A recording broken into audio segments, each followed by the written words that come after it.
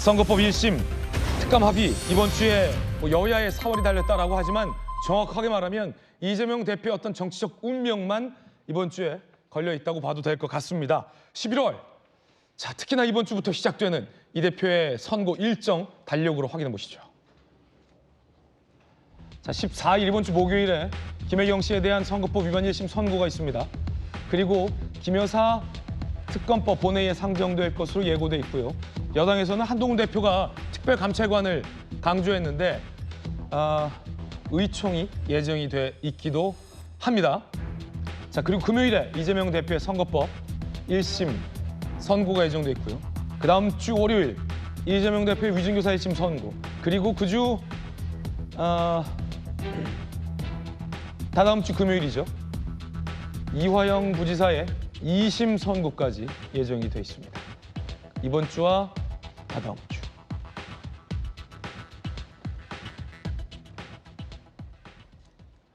이 중에서 가장 소위 진도가 가장 빠른 건 공직선거법 위반 혐의입니다. 진도 빠른 선거법 재판. 공직선거법 위반 혐의, 복잡한 쟁점이 아니라는 거예요. 이 고의적인 거짓말이냐 아니냐만 가르면 됩니다. 2심, 3심도 각각 3개월 내에 재판할 것으로 규정이 돼 있어요. 그래서 1심 선고 이후에 2심 선고, 대법 최종 선고도 착착착 진행될 가능성이 크다. 가장 진도가 빠르다. 가장 먼저 대법 판결이 나올 가능성이 큽니다. 6개월 내에 나올 가능성이 크죠. 벌금 100만 원 이상 형이 확정 시에는 의원직 상실이고요. 대선 출마도 불가능해집니다. 거기에 플러스 만약에 유죄라면 민주당의 대선 선거자금 434억도 토해내야 할 혐의가 바로 이겁니다. 정혁진 변호사님, 네네. 다른 혐의보다 이게 진도가 가장 빨라요? 진도가 빠른 게 아니고요. 늦어도 너무너무 늦은 거죠. 1심은 늦었는데 네네. 2, 3심은 좀 빨리 될 거 아닙니까? 그거는 이제 조희대 대법원장 말씀하신 거 제가 쭉 봤는데 네네. 조희대 대법원장이 법원의 날에도 그렇고 그다음에 신임 법관 임용할 때도 그렇고 재판을 빨리빨리 진행하라. 더군다나 그 사이에 선거가 또 뭐가 있었습니까? 대통령 선거 다음에 지방선거 있었고 올 초에 그 총선 있었잖아요. 총선 공소시효 다 지나갔기 때문에 기소될 사람들 다 기소됐거든요. 네. 어쨌든 여기 관련해가지고 조희대 대법원장이 뭐를 거론하셨냐면은 제가 찾아보니까 대법원의 예규가 있어요. 어떤 예규가 있냐면 선거 범죄 사건의 신속 처리 등에 관한 예규가 있어요. 대법원에 딱 그 예규가 있는데 구조에 보니까 재판부는 피고인의 구속 불구속에 관계없이 선거 범죄 사건을 다른 형사 사건에 우선해서, 그러니까 나 일 많아가지고 다른 일 많아가지고 더 중요한 일 많아가지고 이 사건 늦춰야 되겠다. 강모 부장판사처럼 이번에 변호사 기업한 그런 식의 변명은 예규에 의할 때 통하지가 않는 거예요. 네. 그래가지고 다른 형사 사건에 우선하여 신속히 공판 절차를 진행해서 법정 기간, 이 법정 기간이 1심 6개월, 항소심 대법원 3개월씩 아니겠습니까? 경과하지 않도록 하여야 한다. 이 예규가 그 선거범죄 사건 신속 처리 예규인데 구조 1항에 명백하게 규정되어 있거든요. 그러니까 제가 봤을 때 1심은 늦었지만은 항소심부터는 굉장히 빨라질 거고 최소한 대법원은 3개월 내에 끝나지 않겠습니까? 대법원장이 이 예규 지키라고 그 일선 법관들한테 다 이야기했는데 대법원장 본인부터 이거는 잘 지키실 거 아닌가? 그러니까 저는 어떤 생각이 드냐면 내년 상반기 중에 공직선거법은 확정 판결 나올 것이다. 저는 그렇게 예상하고 있습니다. 그 말인 즉슨 이번 주 1심이 선고되면 3개월씩, 그러니까 앞으로 6개월 이내에 대법 최종 판결까지 나올 것이다.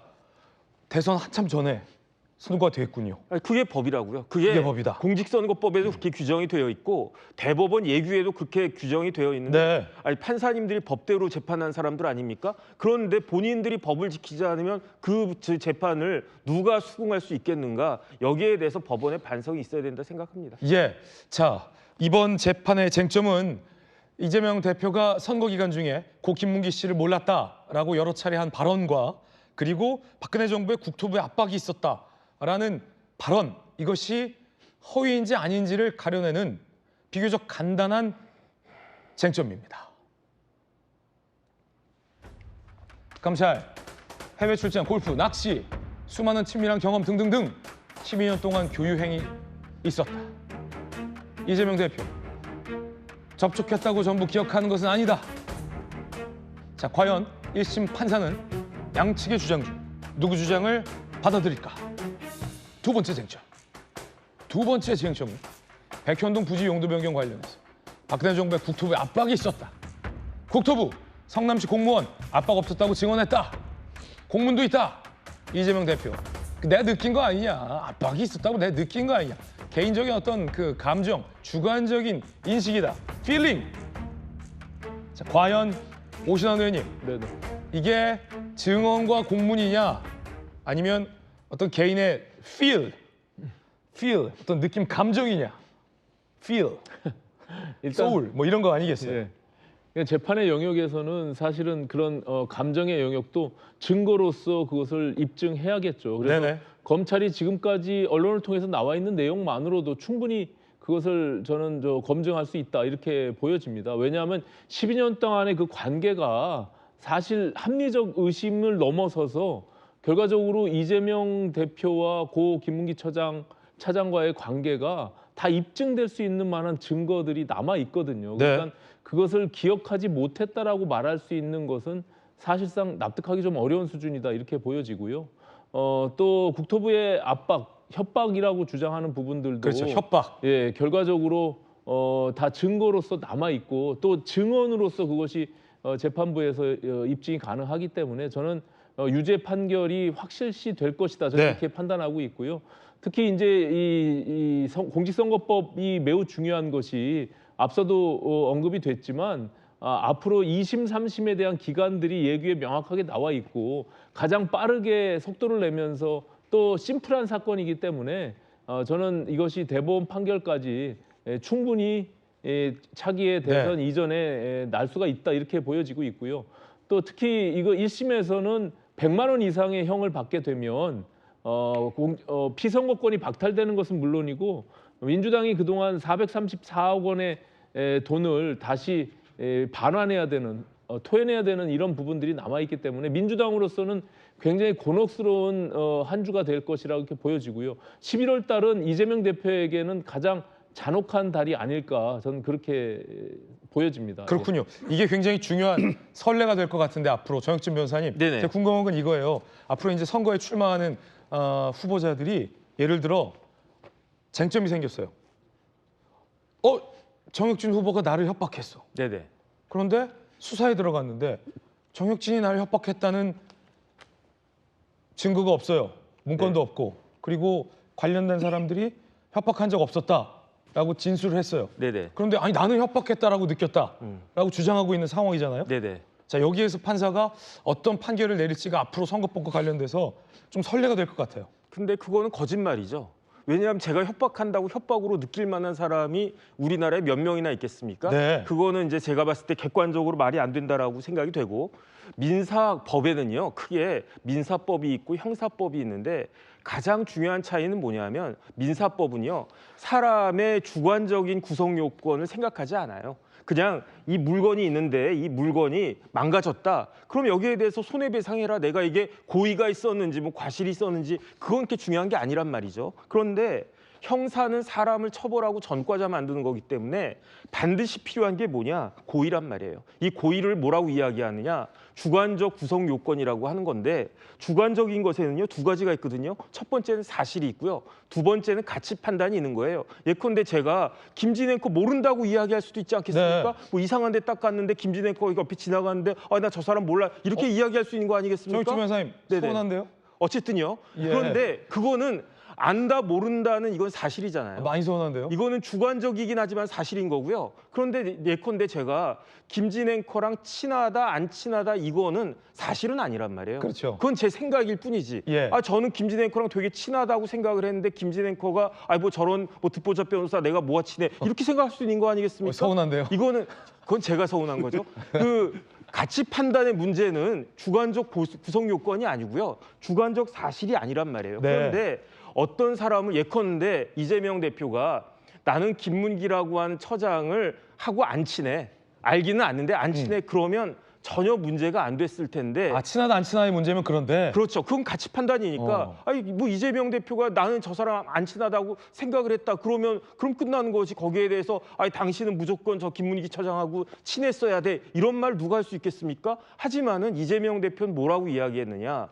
김문기 처장을 모른다라고 이야기했잖아요. 네. 그런데 사실은 안다 모른다 그 고의가 있냐 없냐 이게 주관적 구성 요건이고 이게 있어야 형사처벌이 되는 건데 그것을 누가 판단합니까? 판사가 판단한 거잖아요. 내 마음을 나도 모르는데 판사가 내 마음을 어떻게 알고 여기에 대해서 뭐 안다 모른다를 평가할 수 있겠습니까? 그거는 판사님이 내 마음속에 들어와서 그걸 알기 때문에 판단한 게 아니고요. 뭘로 판단하는 것이냐? 제가 하는 행동을 통해서 드러난 걸 통해 가지고 그 사람의 마음을 추단하는 거거든요. 그런데 김문기 처장하고 그렇게 뭐 할 거 못할 거 다 했으면서 그러면서 보고도 엄청나게 받고 뭐 골프도 이상하게 같이 치고 뭐 낚시도 하고 여행도 같이 가고 그랬으면서 모른다라고 하는 것을 상식적인 사람이 과연 인정할 수 있을 것인가? 그렇게 모른다라고 이야기하는 것을 진실이라고 판단할 수 있는 판사가 도대체 몇 명이나 있을 것인가? 그러니까 이재명 대표와 민주당이 지금 판결을 앞두고 그렇게 조급해하고 초조해하는 것이 아닌가? 저는 그런 생각 듭니다. 정육진 변호사님 개인적 견해 전해드렸습니다. 자, 이에 대해서 이재명 대표 측은 강하게 반박하고 있습니다. 이번엔 이 대표 입장입니다. 검찰이 사건을 만들어서 기소했다. 몇 년 고생해서 무죄 받더라도 인생은 끝난다는 말을 실감했다. 대선 후보라는 사람이 거짓말을 일부러 하겠냐? 거짓말 아니라는 거죠. 민주주의 시스템이 검찰의 무리한 권력 남용으로 훼손됐다라고 강하게 반박했습니다. 자, 조기현 변호사님, 이 대표는 정말 몰랐다라는 입장이에요. 그렇죠. 지금 생각해 보면 김문기 차장을 몰랐다는 죄송합니다. 발언 그 당시 이 발언이 뭐 몇 군데 언론 보도에 있었는데 뭐 불행한 선택을 했고 이제 관련된 질문을 하면서 나왔던 답변이죠. 근데 그 처장이었으니까 성남시에 알았다고 한들 내가 아는 분이죠. 우리 뭐 시의 공무원이었습니다. 했다고 한들 그게 크게 불리한 영향을 미칠 만한 상황이었습니까? 물론 이제 수사받고 있는 대상이었기 때문에 그런 정도 언급하는 것이 어떤 이 선거에 나쁜 영향을 미칠까 봐 의도적으로 거짓말을 했다. 이렇게 보기가 어려워요. 그리고 뭐 이제 법리적으로 얘기하면 공직선거법 위반의 허위사실 공표는 사실에 적시해야 됩니다. 정혁진 변호사님이 그 부분을 얘기를 했는데 그래서 의견 표명이라든가 가치 판단의 경우는 이 사실의 적시가 아니기 때문에 허위사실 공표죄로 처벌하지 않습니다.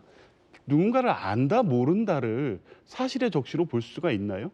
그 예를 들면 이재명 대표가 당시 표현이 내가 김문기 처장하고 출장을 간 적은 없다. 출장 가지 않았다. 이건 사실의 적시가 될 수 있습니다. 그건 사실관계다. 그렇죠. 사실관계죠. 갔는데 안 갔다고 했으니까.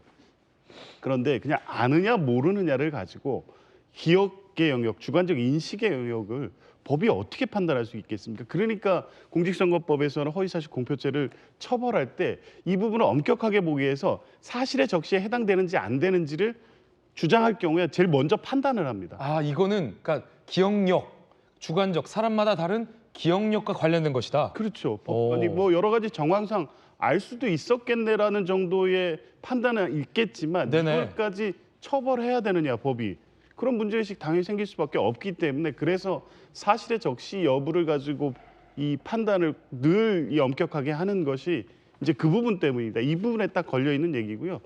국토부 협박도 똑같은 거죠. 협박이 있었다는 거는 여러 가지 정황상 그런 압박을 느낄 만한 여러 가지 공문들이 있었고 실제 용도 변경과 관련돼서 정부가 추진하는 일관적 정책이 있었습니다. 당시 공무원들이 국토부에서 이걸 막 밀어붙이고 있네 뭐 이런 얘기들이 있었고 그 진술도 있고요.